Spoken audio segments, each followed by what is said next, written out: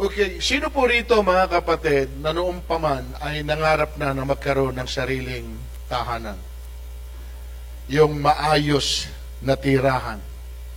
Marahil lahat po tayo sa buhay na ito ay nangarap, no? Na kahit papano ay masabi nating meron tayong sarili pong tinitiran. Bukod po dun sa tahanan na gusto po nating maging maayos, yung pong tahanan na masasabi po nating atin. At kung tayo po mga kapatid ay nangarap na magkaroon ng sariling atin, ang Diyos po kaya nangarap din na magkaroon din po siya ng sariling Kanya. So umaga pong ito, ang atin pong mensahe, pinamagitan ko pong, bakit ganyan kayo? Sarili nyo lang ang iniisip ninyo. Kung bakit po yan ang naging title po, dahil po dito sa tekstong babasahin ko sa inyo. Magaganda at maayos ang inyong mga tahanan, ngunit pinabayaan yung wasak ang aking bahay. So dito mga kapatid, muling nagsalita ang Panginoon sa kanyang nararamdaman. Magaganda at maayos ang tahanan ninyo, ngunit pinabayaan yung wasak ang aking bahay. Bakit po ganyan kayo? Yun ang sabi ng Lord. Bakit ganyan kayo? Sarili nyo lang ang iniintindi nyo o iniisip ninyo. Okay na kayo na maayos ang bahay nyo, kompleto na ito, pero natiis ninyo yung bahay ko, wasak.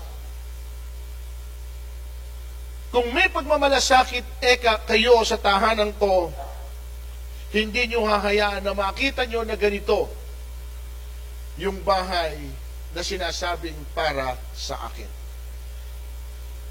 Sapagkat ang Panginoon, mga kapatid, ito, tingnan nyo po, nung tayo po iwanan ng Panginoong Jesus for a while, meron po siyang ginawa, actually. Sabi po niya roon, sa bahay ng aking ama ay maraming silid. Kung hindi gayon, sinabi ko sana sa inyo, at paroroon ako upang ipaghanda kayo ng matitirhan. Paroroon ako at ipaghahanda ko kayo ng inyong matitirhan.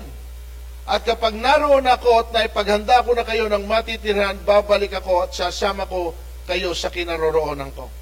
So nakita po ninyo, mga kapatid, yung layunin ng Diyos, yung kanyang intensyon. Ang iniisip po niya, walang iba kundi tayo. At yung pag-alis po niya na yon, tingnan niyo po ang dahilan.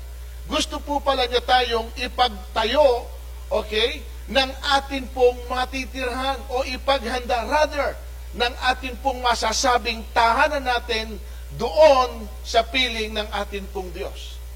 So, tahanan po ito, tirahan ang inihanda sa atin ng Panginoon. So, concerned po siya sa atin. Pero marami po sa Iglesia ng Diyos ang hindi po concerned sa tahanan ng atin pong Panginoon. Ano po ginawa ng Panginoon? Dahil nakita niya na ganito, ruin yung pong kanyang tahanan. Ang sabi niya po rito sa Ageo chapter 1 verse 1, inutos ni Yahweh na gawin ang templo. Inutos ni Yahweh na gawin ang templo. Ano ibig sabihin nito? Gusto po ng Diyos na meron po siyang dwelling place. Yung masasabing kanya, yung lugar niya. At bakit po kaya mahalaga, mga kapatid, sa ating Diyos yung pong lugar o dwelling place?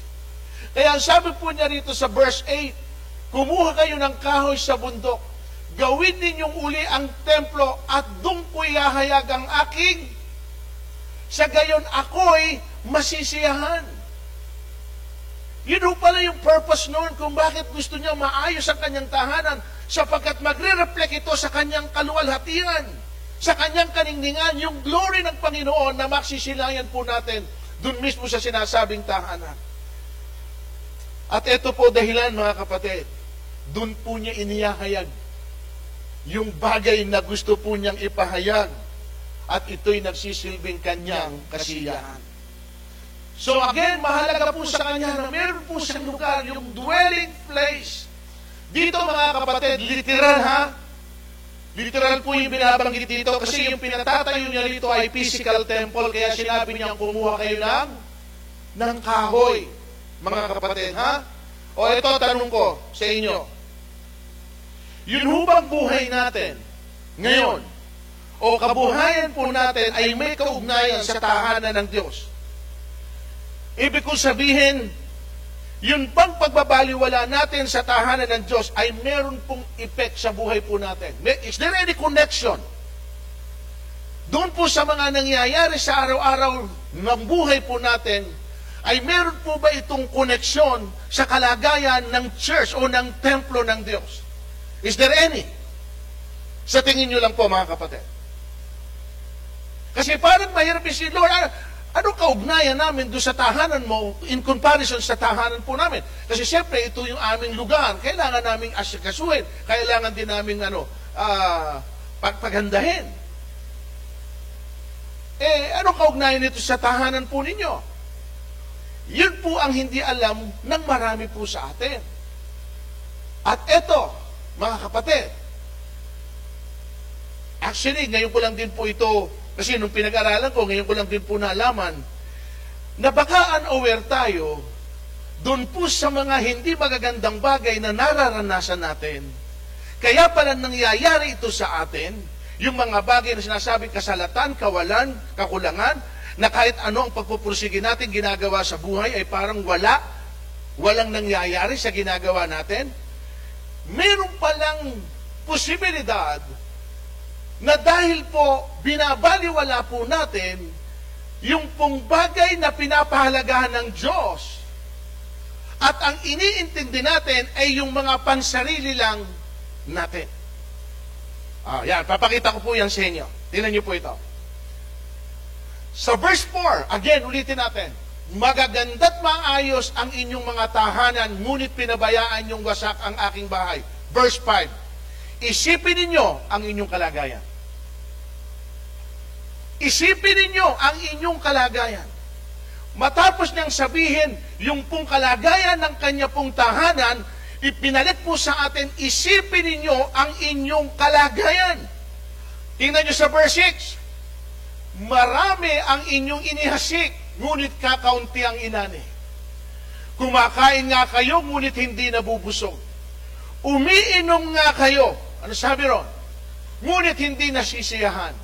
Kumikita nga ang mga manggagawa, ngunit ang kita nila ay parang nahuhulog sa buslong butas. May damit nga kayo, ngunit hindi makaalis ng ginaw. Verse 7, isipin ninyo ang nangyayari sa inyo. So verse 5, ito sabi, isipin ninyo ang kalagayan nyo ngayon. Nang ibig sabihin ng Diyos sa kanila, may dahilan ang mga nangyayaring ito sa inyo. May dahilan. And verse 7, isipin ninyo ang nangyayari sa inyo. May effect po ba? Wala.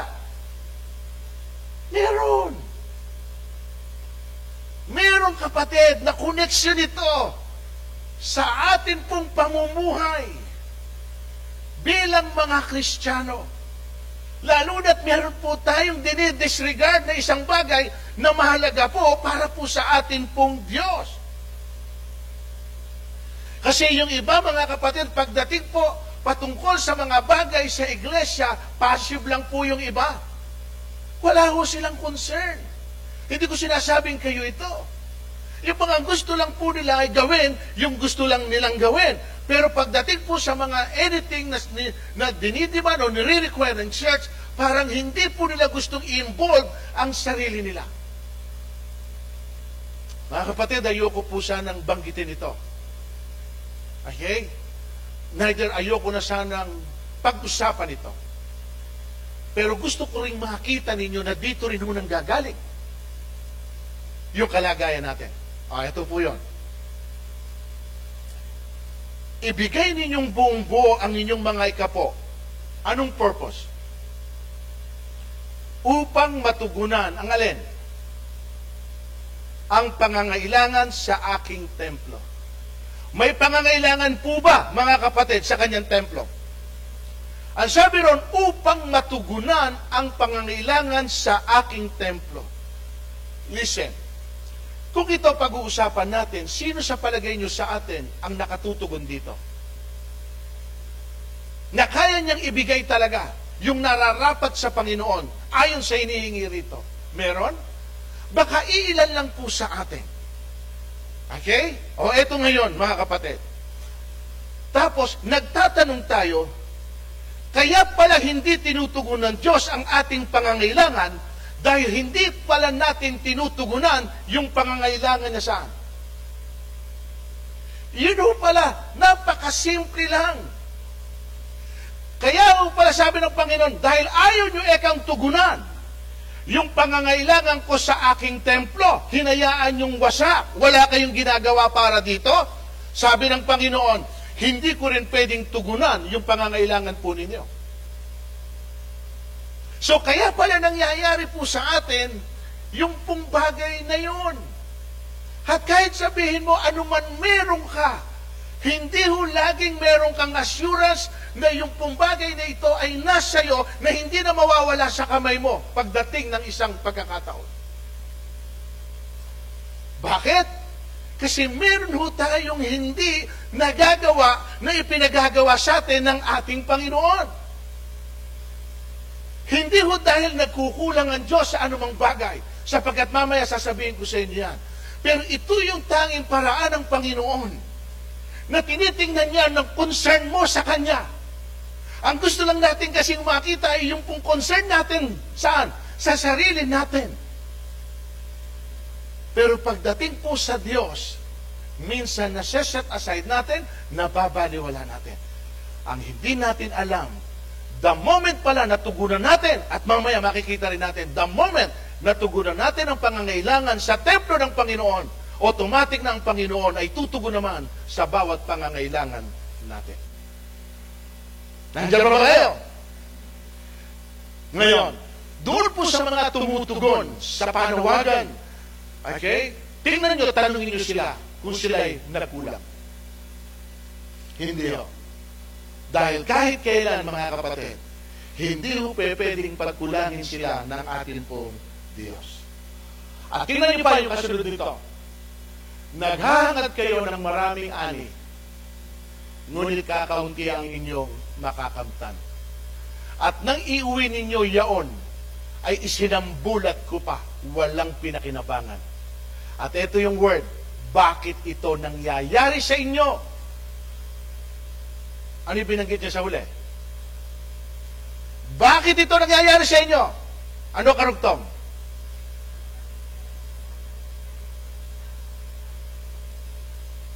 Bakit nangyayari ito sa inyo? Nagtatanong siya na gusto po ng Panginoon, ikaw mismo sumagot. Bakit nangyayari ito sa inyo? At sinagot din ng Panginoon sa verse 10, iyan ang dahilan kung bakit hindi kayo mapatakang kahit hamog, kaya hindi kayo makabuhay ng inyong pananim. Verse 11, iyan ang dahilan kung bakit. At napakalinaw na sinagot ng Panginoon, iyan ang dahilan, may tahanan kayo. Pero hinahayaan yung wasak ang tahanan ko. At yung nangyayari po sa atin, mga kapatid pala, no, I'm not saying kayo nga ito again, ay yung palang pagbabaliwala po natin sa tahanan ng Diyos. May dalawang tahanan ng Diyos, mga kapatid, yung physical temple, which is itong building na ito, at yung pong spiritual temple, which is us. We are His temple. Okay, either way, kung okay ka naman sa physical temple at lagi ka naman nakatutugon sa pangangailangan nito, what about your spiritual temple? Baka naman tayo, nagkukulang na doon sa atin po spiritual life. Baka ito na po yung napapabayaan na natin. Hindi na po natin nabibigyan ng panahon ng sarili nating spiritual life. At marami na po tayong pinagkakaabalang bagay. Kaya isa po ison sa nagiging dahilan kung bakit kahit ano eka ang gawin mo sa buhay, hinahangad mo, hindi mo makukuha. Para kaya kang naguhulog na lang sa buslog, butas. Anumang paghihirap, pagsisikap, parang to no avail. Parang walang nangyayari. Bakit? Sabi ng Panginoon, iyan ang dahilan. So mga kapatid, mayroon pong koneksyon. Amen. Mayroon po itong effect. Ngayon, Nung sinabi sa kanila ng Panginoon, inuutos ko, pumunta kayo sa bundok, kumuha kayo ng kahoy. Muli nyo itayo ang aking templo. Sumunod ba sila? Tingnan natin. Okay? Kung sumunod sila sa inutos ng Lord. Verse 12. Kaya si Zorobabel, si Josue at mga Israelitang nakabalik mula sa pagkakatapon ay sumunod sa sinabi ni Yahweh sa pamamagitan ni Propeta Ageo. Nagkaroon sila ng takot kay Yahweh. Verse 13, ganito ang pinasabi niya, ipinapangako kong hindi ko kayo pababayaan. Nakita niyo po? Pinangako ng Panginoon, sabi niya, hindi ko kayo pababayaan. The moment na nagpasya kayong sundin, yung inuutos ko sa inyo, hindi ko kayo pababayaan. At ang ginawa ng Panginoon, tingnan niyo, verse 14, inantig nga ni Yahweh ang damdamin ni Zorobabel, ni Josue at ang lahat ng Israelita, kaya nagtulong-tulong sila saan? Kaya nagtulong-tulong sila sa paggawa ng templo. Sinimulan ito noong 24 na 6 na buwan. Now church, hindi naman po kaila sa inyo na may project po tayo. Amen? Kaya nga po kami nagbigay sa inyo ng alin? Nung papel bilang pledge ninyo, ayon lang sa kakayahan po nyo. Sino yung nakatanggap dito ng mga papel na yon? Katanggap kayo. Okay. Now, hindi po yung sapilitan. Kung gusto lang po ninyo, at kung hindi po ninyo kaya, okay lang po. Naunawaan po tayong lahat ng Diyos. At doon naman po sa mga tumugon at nagtatanong, hanggang kailan ito? Kasi po may mga lumapit po sa akin, Pastor, yung pong binigay yung pledge, hanggang kailan ito? Eh, sasagutin ko po yan ngayon sa inyo. Ito po sagot ko, hanggang gusto mo. Hanggang gusto mong magkaloob, ituloy mo. Kung hindi mo na-feel na ituloy mo, ihinto na po ninyo. Hindi ko kasi ako magsasabi kung hanggang kailan. Kundi kayo ang magsasabi kung kayo ay gusto nyo pang magbigay. Amen. Ayoko kasing pigilin yung isang bagay na nai-enjoy nyong gawin dahil alam ninyo na mayroong pagpapala na binabalik ang Diyos at sasabihin ko, tama na. No. Ikaw mismo sa iyong sariling pagpapasya, ibibigay ko. Amen po. Kasi yung pledge po na ito, mga kapatid, bukod po doon sa tithes and offering po natin, ang tawag kasi natin dito ay sacrificial offering o sacrificial giving. Yan po yung gagamitin natin sa development ng ating pong church. Actually, tinan nyo po ito, binaklas na po ito eh. Ang susunod na babaklasin po natin ay ito pong nandito. Dahil yan po ay meron na pong anay. At ongoing na po, yung pong, nagbigay na po yung mga kapatid natin ng design. Okay? At tinitingnan na lang po kung pwede natin gawin o gamitin yung materials na gusto po nilang ilagay dito dahil baka raw po magkaroon ng yung magkontra doon sa sounds, magkaroon ng vibration, baka hindi gumanda yung tunog ng atin pong mga sounds. Kaya masusi po nila itong pinag-aaralan. At ang budget po natin dito ay 200,000 pataas. 200,000 po pataas. Yung pong gilid na ito, pagka kayo ba lumabas, may gilid po yan sa pader. Nakasalamin na po yun. Yun po ay gusto nating ayusin pa. May budget na rin pong nakalagay doon, tatatiles po natin. At magpapalagay po tayo ng isang malaking aircon doon so that lahat nga po, kung nagtitipon man sa labas, ay hindi naman po kahit paano nahihirapan ang kanilang loob. So may budget na po para doon. Yung pong nasa likod ninyo, meron mo akong planong gawin. At masusurpresa lang po kayo isang araw sa pagkagawa na po yung pong project na ito. At pina-estimate ko po, hanggang sa itaas, ay umaabot po ito ng 130,000. 130,000 at saka po ito ay mga 200 plus, tsaka po yung nasa kabila doon ay mayroon na pong nagkaloob ng 50,000. Mga kapatid, hindi yung maliit na budget. Amen. Plus the fact na ongoing yung construction ng atin pong church sa Bustos. At kailangan din po ng ating tulong. Hindi naman po lahat ng nasa sa atin dito ay bibigay natin sa kanila sapagkat meron naman din po tayong sariling paggagamitan. Pero yun po yung purpose kung bakit po mga kapatid, nagpa-pledge po tayo.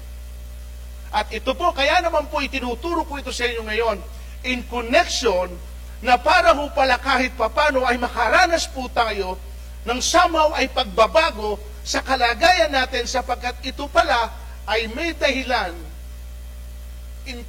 sa kaugnayan po doon sa tahanan ng atin pong Diyos. Now, ito po, meron din po tayong building, meron po tayong lupa na nabili po sa Talaksan at meron na po itong bahay at ngayon po ay pinapinturahan po natin yung bubong kasi hindi naman po bago yung bahay. Nabili po natin ito, 400 square meter house and lot. At doon po ngayon yung ating ginagawa yung pong Sunday service sa Talaksan. Pinapinturahan po natin yung bubong dahil siyempre luma na at saka po yung gate. Kahit papano ay maging presentable naman sa mga taong pumupunta ron para po sumamba. So yun po ang ibig kong sabihin mga kapatid. Kaya po tayo ay nagkaroon ng pledge. Pero hindi po ito sa pilitan. Kung kaya mo, okay lang. Kung hindi naman, okay lang po. Okay mga kapatid? Now, sa tingin po ninyo, hindi po sila pinanghinaan ng loob nung sabihin ng Panginoon sa kanila na napakalaki ng project na muling itayo yung templo? Tingnan po ninyo. Okay? Kung hindi sila pinanghinaan ng loob, tulad natin, na pinanghihinaan na rin ng loob. Kasi ramdam na ramdam ko sa kinaupaan nyo at tinutuos nyo na ang laking gastos nito. Amen. Okay, tingnan nyo kung hindi pinanghinaan ng loob. Ano nakalagay dyan? Ngunit huwag kayong mawala ng pag-asa. Lakasan nyo ang inyong loob. Humina ba loob niya o hindi? Humina. Kaya nga dito, palakasan nyo inyong loob. At gawin nyo ang aking templo pagkat ako'y tulad ng pangako ko sa inyo nang ilabas ko kayo sa Ehipto, papatnubayan kayo ng aking spirito, kaya huwag kayong matakot. So may assurance na ibinigay ang Diyos na, sige lang, ang gusto ko lang ekang marinig sa inyo ay yung willingness ninyo na tumugon sa panawagan ko. Na sumunod kayo sa inuutos ko. At dito mismo ang Diyos ang nag-encourage sa kanila, huwag kayong panghinaan ng loob, huwag kayong mawala ng pag-asa. At ang sabi niya rito, ako'y sa inyo, sasamahan ko kayo. Ngayon, tanong, saan nga tayo kukuha ng pampagawa? Nasaan po yung pondo? Malaking ang project ito eh. Nasaan natin kukunin, Pastor? Good question. Kasi yun din po ngayon ang tanong ng mga taong ito, Lord, paano namin isusustain ito? Saan kami kukuha ng pondo para dito? Sabi ng Panginoon, eto, hindi magtatagal at minsan ko pang yayanigin ang kalangitan at ang buong daigdig, ang lupa at ang dagat. Yayanigin ko ang mga bansa upang maghandog sila para sa templo sapagkat ang ginto at pilak ay akin. Hindi ho pala natin problema yung pong pondo. Yung po palang budget, hindi natin problema. Problema pala ito ng ating Diyos. Kaya sinabi niya rito, minsan pa yayanigin ko. At dito hindi ko nakitang ang yayanigin niya ay daigdig. Ang yayanigin niya rito yung bulsa niyo. Amen. Yun po ang pagyanig dito. Kasi kapag nayanig ang daigdig, ang kalawakan, magbabaksak ang mga buntala, mamamatay tayong lahat. Pero sinasabi rito, nasaan yung pondo? Nasaan yung pagpapagawa? Naghahanap kayo. Hindi nyo alam, nandyan sa bulsa mo. Ayaw mo lang dukutin. Tama hindi? Kita nyo, wala nang makasagot. Hirap na loob. Kapatid, yun ang dahilan. Kaya po nararanasan natin yung pong kawalan, yung pong kahirapan, yung pagpupursige natin parang walang nangyayari.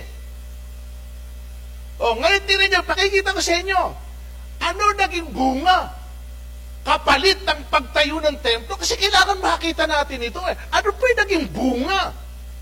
Eto sabi, tinan niyo ha, ang templong ito'y magiging maganda kaysa, ano yung promises? At pasasaganain ko sa lahat ng bagay ang lupaing ito kung saan itinayo nyo yung templo ko. Yung lahat ng dumadalo at pumupunta sa templong iyon, ang sabi niya, pasasaganay ko sa lahat ng bagay. Nakita nyo yung effect? Yung oras na naitayo nila yung templo, handun nag-release agad ang Diyos ng blessing. Hindi pa yan po tapos, mga kapatid. Hindi pa yan tapos.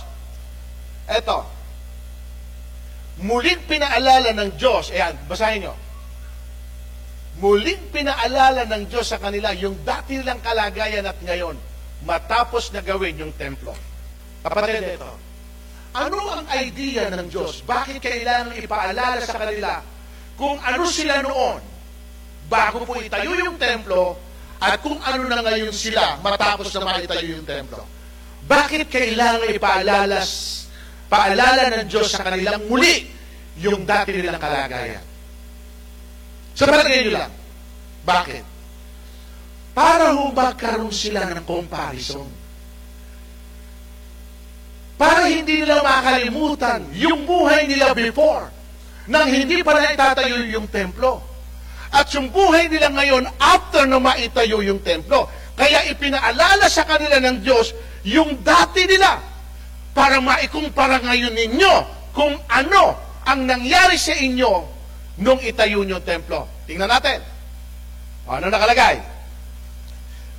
Dili-diliin ninyo ang pangyayaring mula noong una hanggang ngayon. Ang pangyayaring mula noong una hanggang ngayon. Ano ang inyong kalagayan bago ninyo sinimula ng templong ito? Ano? Sagutin natin, 16. Hindi ba't yaong bunton ng butil na inaasahan ninyong 20 takal ang nakukunan lamang ng 10? At ang katas ng ubas na inaakala ninyong 50 takal, hindi ba lumabas lamang na 20? Lagi pong short. Laging lugi. Laging wala. Ito po yung karugtong. Verse 17. Ano nakalagay? Ang mga pananim nyo sinira ko sa pamamagitan ng malakas na hangin, ng amag at ng ulan, ng yelo. Ngunit hindi pa rin nyo naisip na manumbalik sa akin. 18. Dili-diliin ninyo ang nangyari sa inyo mula noon hanggang. Okay? Alalahanin mo lang ika-34 ang kasiyam na buwan, ang unang araw ng paggawa ninyo ng aking templo. Ito yung 19, tinan nyo nangyari. Wala kayong isamang butil na pagkain. Walang bunga isa man ang inyong mga ubas, igos, granada at ulibo. Ngunit mula ngayon, ang tindi ng deklarasyon ng Diyos. Mula ngayon, hindi nyo na mararanasan yung naranasan nyo noon. Bakit po nagdeklara ang Panginoon? Sapagkat yung pong inutos niya, sinunod po ng mga taong ito at ginawa po nila yung pong tahanan ng atin pong Panginoon. As a result ng kanilang pagtugon, nagdeklara ang Panginoon, ngunit mula ngayon, pagpapalain ko kayo. Amen? Di ba pwedeng palapakan natin ng Diyos sa bagay na yan? Hindi sinungaling ang Diyos, church. Tandaan nyo, kapag sinabi ng Diyos, mangyayari. Sa Jeremiah 1:12, Ang sabi nun, ako'y magbabantay at sisiguruhin kong mangyayari ang aking sinalita. At siya mismo ang nagdideklara. Ang tindi, mula ngayon, ngunit mula ngayon. Yun ang gusto kong makuha lang. Makalimutan ko na lahat yung message ng mga binanggit. Pero ito, ngunit mula ngayon. Bakit? Dahil natuto tayong tumugon sa pangangailangan ng tahanan ng Diyos. At ang sabi ng Panginoon, hayaan mo naman ako ngayon ang tumugon sa pangangailangan mo. Yan ang Panginoon na pinaglilingkuran mo. Kapatid, ito po yung konklusyon ko. Sa katauhan ni Haring David, bilang isang hari, pwede niyang kunin ang anumang bagay sa kanino man niyang gusto kunin at meron siyang kapangyarihan. Pero tinan nyo, nung ibinigay po ni Arawana, mahal na ari, hindi na ho ninyo kailangan bayaran yan. Kunin nyo na po yung baka. Kunin nyo na rin po yung paragos. Sige po, ihandog nyo po yan sa atin pong Diyos. Ano sabi po ni David? Hindi ako naghahandog kay Yahweh nang wala akong puhunan. I will not offer something to God that cost me nothing. Hindi ako nagbibigay ng walang puhunan. Alam niyo ho bang ibig sabihin ng puhunan, kapatid? Pagka ikaw ay namuhunan, ang tawag doon ay investment. Tama po ba? At kapag nag-invest ka ng isang bagay sa anuman, hindi ho pwedeng baliwala sa iyo yung bagay na yon na kung saan nag-invest ka. Tama? Listen, mga kapatid. Kaya hindi ho madali sa iyo na iwanan ng Diyos ang gawain ng Diyos. Kaya lagi kang nandyan para sa Panginoon sapagkat meron kang ininvest. Vice versa. Kaya hindi po tayo ganong kadaling iginigibap ng ating Panginoon sa kabila na tayo ay maraming pagkukulang sa Kanya sapagkat malaki ang Kanyang ininvest sa iyo. Ininvest niya ang Kanyang buhay. At kung buhay niya rito ang ininvest niya sa iyo, paano kung magiging madali sa Diyos na ikay baliwalay na talikuran? Hindi. Neither.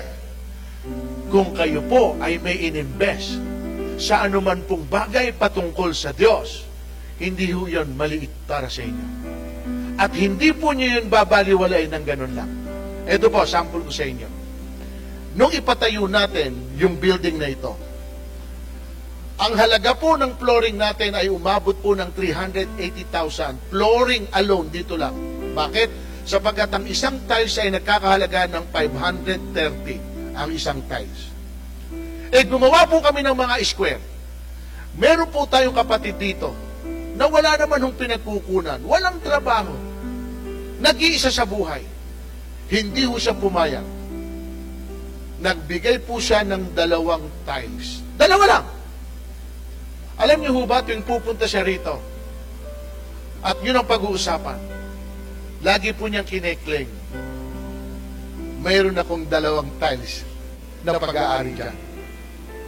Hindi ko lang alam kung saan na ilagay. Pero yung 2 na yun, akin. Hindi mo ba napakasarap na sabihin mo sa sarili mo na, Lord, hindi pwedeng wala akong naging parte. Nung itayo yung building na yan, isa ako sa nagkaloob at nagbigay. So, meron kang sama na pwedeng sabihin iyo, amen. Yung iba na binigay pa ako, Lord, ang alam ko, mga 2 kilong pako ang naibigay ko dyan. Hindi ko lang alam kung saan naipako. Pero alam kong galing sa akin, biyaya mo yung mga pako. Mga kapatid, masarap na yung pinupuntahan mo, pwede mong sabihin iyo. Dahil meron kang itinaya rito. Amen? Pero again, ulitin ko, hindi ito pilitan. Sapagkat ang gusto ng Panginoon ay kusang pagbibigay. Yung maluwag sa puso mo dahil gusto mo na maging parte ng gawain ng Panginoon. Alam niyo bang ako'y nagsisi dito? Ang totoo nito, mga kapatid, ang structure nito hanggang third floor. Yung una pong ginawa ng arkitekto hanggang third floor. Minaliit ko, Panginoon. At hiningi ko ng tawad yun. Bakit? Kasi inisip ko, Lord, yung first floor pa lang, kung ganito kalaki ang floor area, at lahat po yun ay buhos, gaano kalaking pera kako ang uubusin dito. First floor pa lang yun. What about yung second floor? Yung third floor? Ang laki kako, Lord, na budget niyan, hindi namin kakayanin. Kaya ho, pansamantala, ganito lang muna ang ginawa natin. Ngayon, kapag niyanig ng Diyos, sino? Kapag niyanig na ng Diyos ang lahat ng pwedeng yanigin, at umapaw na po, kasi po dito sa Exodus, yung mga nagkaloob para po itayo yung sanctuaryo. Alam niyo hubang punong-puno na po yung kamalig, ayaw pa nilang tumigil. Pinahinto na lang ni Moses, pahintuin mo na sila. Tapos na yung templo, patuloy pa rin silang nagkakaloob. Sabi niya, patigilin mo na. Ano pong punto ko? Kapag nangyari yon, mga kapatid, muli kong ipawawasak itong templong ito. At magpapagawa tayo ng mas malaki rito at sasabihin natin, mas maganda yung templo ngayon kaysa nung una. Amen?